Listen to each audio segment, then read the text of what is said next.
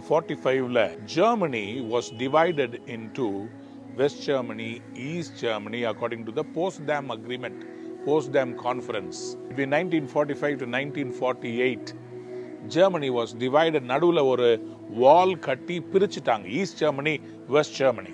West Germany வந்து ரொம்ப business. It was filled with business and so it was more flourishing. East Germany was in poverty.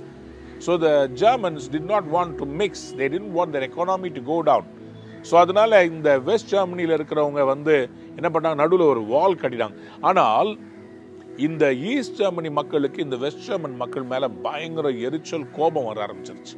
ஆகவே என்ன செய்தாங்கன்னா, அவங்க ஊர்ல இருக்கிற எல்லா குப்பையும் எடுத்துட்டு போய் இந்த வாலுக்கு அந்த பக்கம் கொட்டி விட்டுட்டாங்க. நம்ம போடுவோம் தெரியுமா, இந்த பிளாட்ல மேல இருந்து குப்பை பறந்து கீழே வந்து விடும்.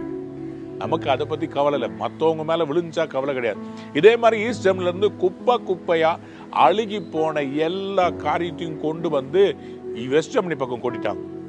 ஆனா வெஸ்ட் ஜெர்மன்ஸ் என்ன பண்ணாங்கன்னா, அவங்க கடவுளுக்கு பயப்படுறவங்களா இருந்ததுனால அவங்க தேசத்துல இருக்கிற நல்ல நல்ல பழங்களை, பூக்களை எடுத்து கொண்டு வந்து இந்த பக்கமா போட்டாங்களாம்.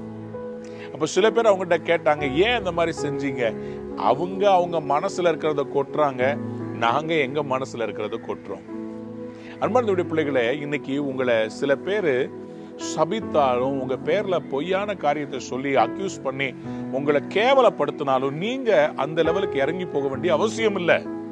ஏன்னா நீங்க வேற. நீங்க அவங்கள மாதிரி அடியாள் வச்சு அடிக்கிறதோ கேஸ் போடுறதோ வேண்டாம். நீங்க கடவுளுக்கு பயந்தவங்க இல்ல.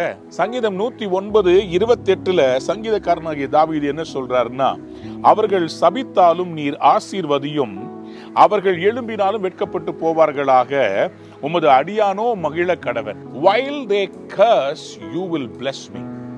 அன்பார்ந்த பிள்ளைகளே, உலகம் உங்களை பத்தி என்ன சொல்லுது அதை பத்தி யோசிச்சுட்டு இருக்காதீங்க. என்ன இவங்க திட்டுறாங்க, என்ன அவங்க ஆபீஸ்ல ஒரு மாதிரி பண்றாங்க, என்ன இந்த ஆபீஸ்லயே இருக்கக்கூடாதுன்னு நினைக்கிறாங்க, ஓடி போயிடாதீங்க, நில்லுங்க. அவங்க மனசுல இருக்க கொட்டுறாங்க, நீங்க அவங்களுக்கு நன்மை செஞ்சு பாருங்களேன். பைபிள்ல போட்டிருக்குது, தீமை செய்யறவங்களுக்கு நன்மை செஞ்சா அவங்க தலையில நெருப்பு தள்ள வைக்கிறது மாதிரியா. நீங்கள் அவர்கள் சபிக்கிறதுனால நீங்க குறைஞ்சு போயிட மாட்டீங்க. ஏன்னா பைபிள்ல போட்டிருக்குது, காரணம் இல்லாமல் இட்ட சாபம் தங்காது. ஆகவே அவங்க சபித்தாலும் கர்த்தர் உங்களை ஆசீர்வதிப்பார். God is going to bless you even though some people curse you. Don't look at that. God is going to bless you. உங்க மனசுல இருந்து ஆசீர்வாதத்தை மட்டும் தாங்க, சாபத்தை தராதீங்க. Because God is going to make you happy. உங்களை கர்த்தர் சந்தோஷப்படுத்துவாருங்க. இன்னைக்கு ஆண்டவர் சொல்றாரு, நான் சாபத்தை ஆசீர்வாதமா மாத்த போறேன். ஏன் தெரியுமா? உங்க மேல பிரியமா இருக்காரு. டியூட்ரானமி 23:5 ஆண்டவர் தெளிவா சொல்றாரு, உன்மேல் கர்த்தர் அன்பு கூர்ந்ததுபடினால் அந்த சாபத்தை உனக்கு ஆசீர்வாதமா மாற பண்ணார். அவங்க வாயை திறந்து சபிக்கும் போது பீலேயாம்ன்ற தீர்க்கதரிசி காசு வாங்கிட்டு சபிச்சான் இஸ்ரவேலரை. ஆனா வாயை திறந்து ஆசீர்வாதமா வந்துச்சு, தீர்க்க தரிசனமா வந்துச்சு, நீ நல்லா இருப்பேன்னு வந்துச்சு. உங்களுக்கு விரோதமா மந்திரம் பண்றாங்களா, சாபம் பண்றது குடுறாங்களா, நீ நாசமா போயிருவ. ஒன்னும் கவலைப்படாதீங்க, கடவுள் உங்களோட இருக்கிறார். அவங்க சபித்தாலும் அவர் உங்களை ஆசீர்வதிப்பார். உங்க குடும்பத்தை ஆசீர்வதி, நல்லா இருப்பீங்க.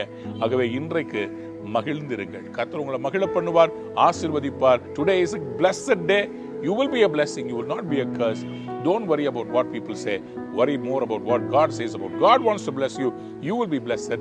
God bless you abundantly. Amen.